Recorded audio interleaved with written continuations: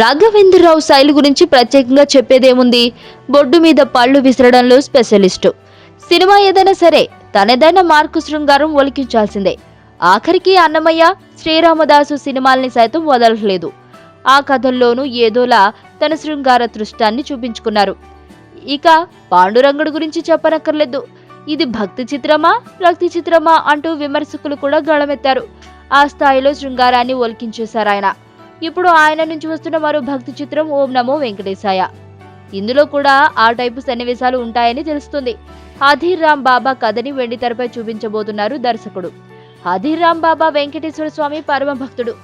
ఆయన జీవితంలో జరిగిన కొన్ని సంఘటనలకు కల్పిత గాథను కూడా కలిపి ఈ సినిమా వండేస్తున్నారాయన. హధీర్ రామ్ కి కూడా పర్సనల్ లైఫ్ ఉంటుంది కదా, దాన్ని కూడా తెరపై చూపించబోతున్నారన్నమాట. అనుష్కని ఈ సినిమాలో సన్యాసిగా చూపించనున్నారు. అయితే ప్రజ్ఞా జస్వాల్ పాత్ర మాత్రం హాట్ గా ఉంటుందని సమాచారం.